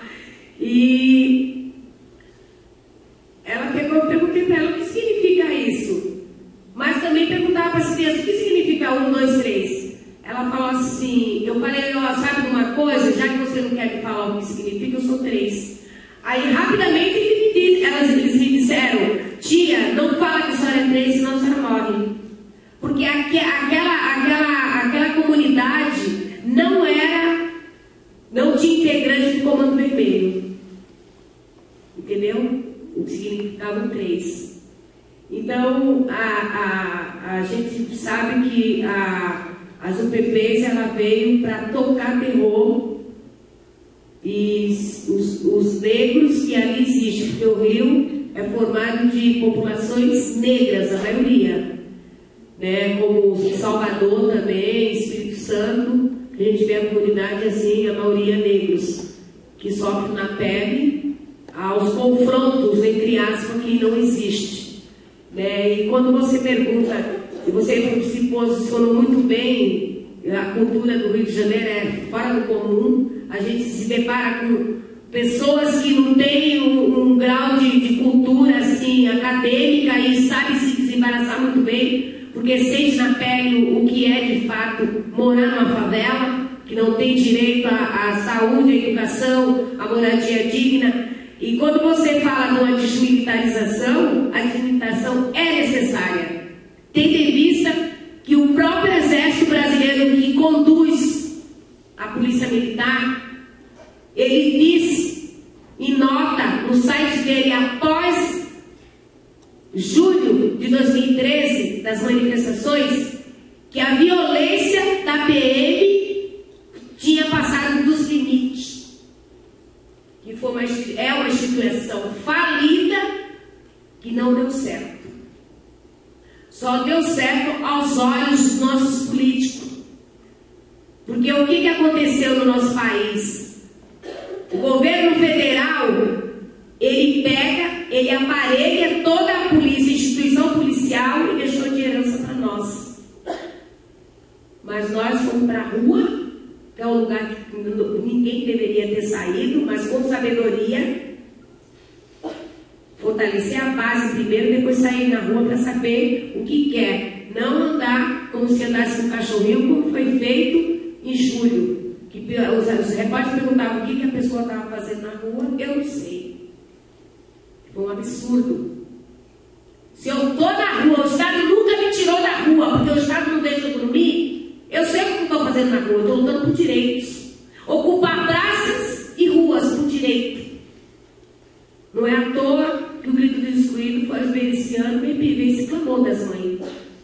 Praças e ruas por direito. Não para a baderna, mas a gente até respeita a baderna, porque dentro de cada um, mas as lutas de classe ficam criminalizadas, que a gente não podemos aceitar. Quando você pergunta se a gente tem articulação a nível internacional, as madres da Argentina, elas vieram conhecer as mães. Tem uma universidade, não é a universidade da PUC. As mães de maio, elas ocuparam, elas têm que ocupar o que elas estão fazendo aqui, é dever. Ela tem o dever de ocupar as universidades e mostrar que as teorias dos livros, elas entregam na mão de cada um diploma transparente, vazível. E nós temos o dever de falar isso. Dom Joaquim doer. Nós ocupamos. Primeiro nós passamos em manifestações com os índios. Na Paulista, na frente da Fábrica, da Gasper. E depois fomos convidados para entrar e gritaram mais de 500 jornalistas, estudantes de jornalismo. Nós somos Cláudia, nós somos Mãe de Maio. Para nós, fechamos a semente plantada, porque o jornalismo são vítimas também dos meios de comunicações, dos veículos, o trabalho escravo também que eles passam, eles fazem a matéria, arriscam a vida deles, e depois, quando eles estão cumprindo matéria, eles são atacados pela instituição, que não passa de que é uma instituição que é falida e não está preparada para certo tipo de atividade. As mães, elas fecharam agora, há 15 dias atrás, a União Europeia, o apoio logístico para poder a gente ir para Bogotá, para a Colômbia. A gente precisa, a gente precisa assim, se espelhar nas madres da Argentina como resistência de luta, mas a gente precisa atacar, ocupar, fortalecer as mães da periferia, a qual representa as Mães de Maio, que é para lá que nós vamos, porque nós somos humildes, não significa pobreza, mas sim sabedoria, porque da humildade é que a gente recebe o diploma com alto teor de prática. E eu quero agradecer ao Jorge pelas palavras, mas aí está o que é uma polícia, o que é uma instituição policial. A gente paga a bala que mata os nossos filhos. A gente paga não só a bala, a gente paga os algozes. A gente paga a mão do mando. E eu quero, antes de passar, que o meu tempo já está bem escasso, eu vou deixar uma pequena reflexão aqui na véspera do Dia da Consciência Negra e denunciar o movimento negro que São Vicente, a primeira cidade do nosso país, ela está escravizando, não conscientizando os funcionários do comércio. Amanhã não é Dia da Consciência Negra. Eles fizeram isso o ano passado e esse ano eles repetem a dose. E eu falei que estava vindo para São Paulo para denunciar. Se é o Dia da Consciência Negra, é para parar. É para parar. E São Vicente não é feriado amanhã. Então vamos denunciar isso aí com as mães assinam. Se tiver da gente fazer uma moção a gente vai fazer no debate agora à noite. E eu vou deixar uma mensagem para vocês. Eu quero que todos prestem atenção.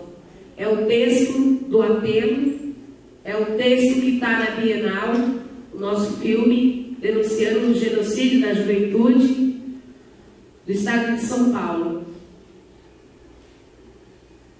Nos levaram nossos filhos, nossos irmãos, nossos pais, nossos avós, nossos bisavós e tataravós, todos mortos no mesmo dia, esse dia longo do ano que insiste em não acabar. Foram mortos pelas mesmas mãos que muda de corpo, de gente que dá nome a avenidas e estrada que atravessam essas terras. É a mão do capitão do mato que está atrás de cada homem fardado, de gente que tem a lei e o dinheiro e as armas ao seu favor. Mas lembre-se, é sangue nosso que dá de beber a lavoura, que dá liga ao cimento a cada nova cidade. Mas lembre-se, foram nossos filhos que morreram e não tiveram funeral, não viraram monumento e nem nome de rua. Eles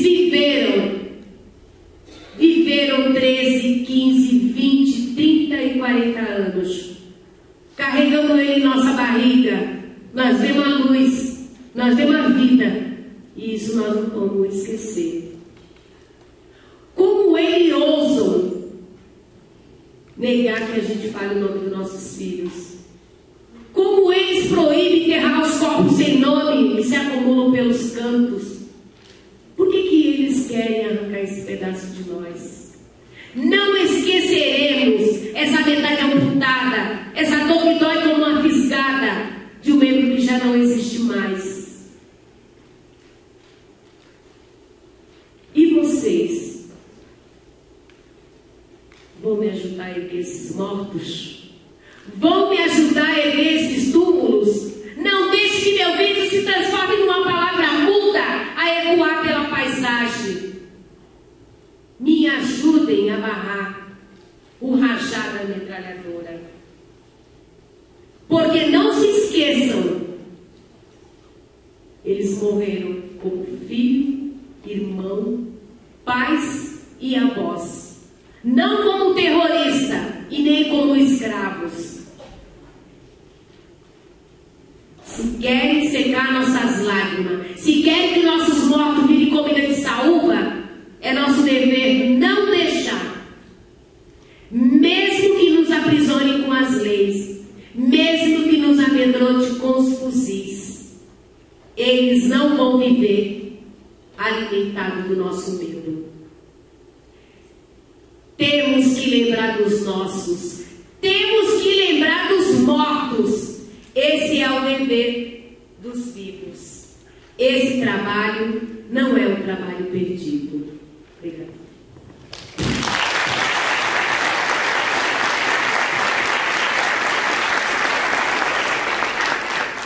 Bom, eu vou um pouco comentar sobre essa questão do racismo no ambiente escolar, né? Ou no ambiente acadêmico. Eu acho que isso vai tornar essa presença de práticas racistas no ambiente acadêmico tende a aumentar à medida que aumenta a presença da população negra em ambiente onde a gente nunca esteve. Isso é uma questão que o aluno negro que entra numa universidade, principalmente se ela for pública, ele vai passar todo o período de formação tendo que subverter o racismo que existe na sociedade e não poderia ser diferente, existe também dentro da universidade. E esse racismo ele se manifesta em práticas como essa que aconteceu, mas ele se manifesta também no cotidiano acadêmico. A gente estava falando sobre o Rio de Janeiro, eu faço doutorado no Rio de Janeiro e tem uma leva bastante grande de mestrandos e doutorandos defendendo, a partir de teses e dissertações, a UPP como uma política de solução na segurança pública no Rio de Janeiro. Como, de fato, uma política de pacificação, né? Ou seja, nesse momento, a gente também tem que ser militante, porque é nesse momento que a gente está disputando, dentro do ambiente acadêmico, uma visão do mundo de como o negro deve ser representado e denunciar políticas que, de alguma maneira, prejudiquem e piorem as nossas condições de vida. Eu acho que a presença do aluno negro dentro da universidade é em si só um ato de militância. A gente entra na universidade e a gente vira militante.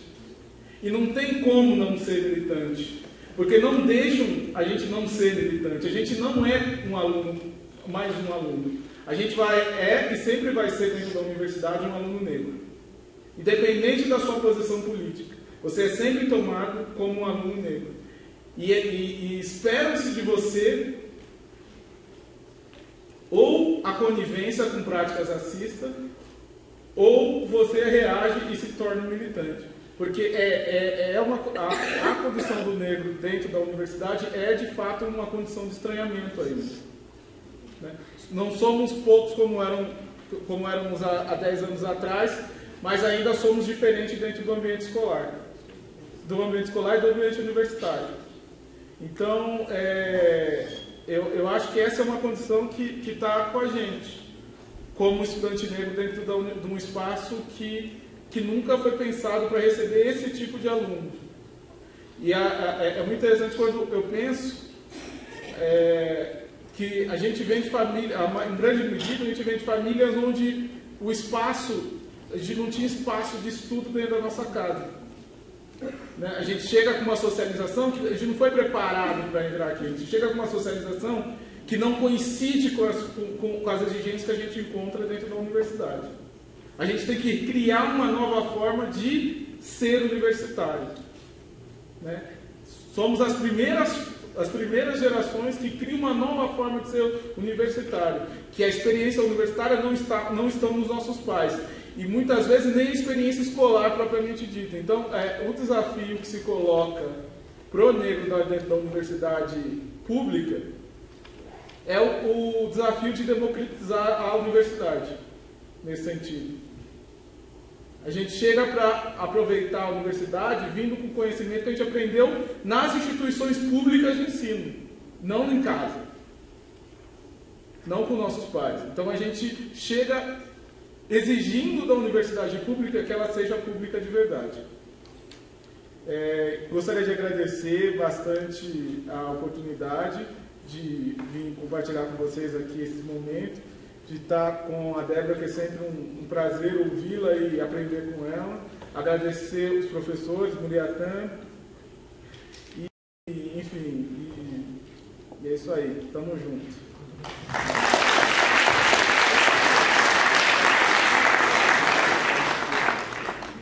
Eu vou deixar aqui na biblioteca da universidade um exemplar do livro Mães de Maio, Mãe do Cássio e a Periferia Grita. Esse livro a gente fala que é a Bíblia do movimento das Mães de Maio, porque ele tem dividido em 4 partes. A gente dá oportunidade aqui dos grafiteiros, que também são criminalizados. A gente teve um grafiteiro assassinado há 15 dias atrás, lá na Baixada Santista. E a gente tem os raps, que eles também têm texto aqui, como o ex-facção central, o Eduardo, e enfim, Destre, Mano Brown. E a gente também tem as vítimas da ditadura militar, como a Alito, a Tatiane Merlino, né, que teve o Eduardo Merlino, é um desaparecido da ditadura, Rose Nogueira, a jornalista Rose Nogueira, que é praticamente uma madrinha do movimento Mãe de Maio, uma dessas incentivadoras para a gente cair para a luta. E também a gente tem uma parte que tem os depoimentos das mães com a caminhada delas em fotos.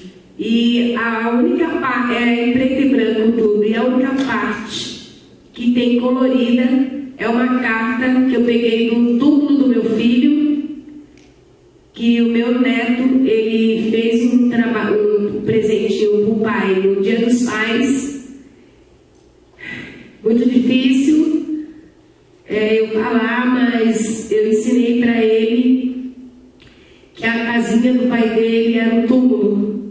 E toda vez que ele entregava o presentinho, trazia o presentinho da creche, ele colocava no túmulo, e quando ele chegava para procurar, ele sempre o pegava e brigava muito comigo, mas eu aceitei a briga e transformei a carta dele em multiplicação. Eu acho que esse é o papel fundamental, e pode ter certeza, Mãe de Maio plantou uma semente e com certeza ela vai colher o fim do racismo e o fim do genocídio do nosso povo preto, pobre e periférico, com certeza. Muito obrigado a todos.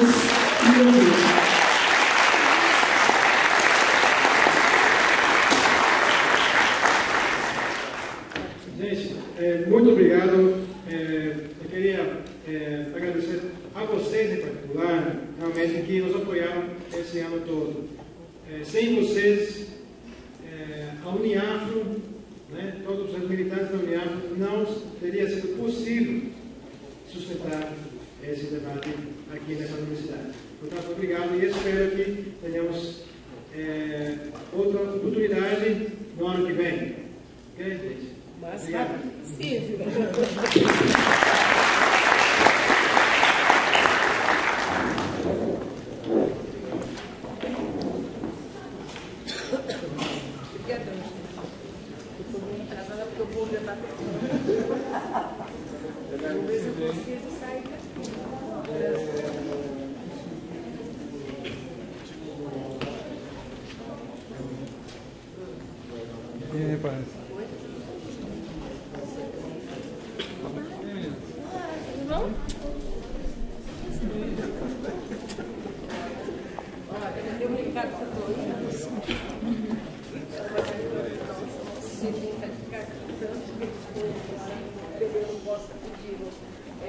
Eu acho que a gente tem que convocar um carro mais rápido possível próximo. Eu sei que eles estão aprimorando, né? Embora foi uma vez especial, eu acho que tem que fazer. Acho que tem que ter um debate assim, não tão rápido, corrido como nós fizemos hoje, mas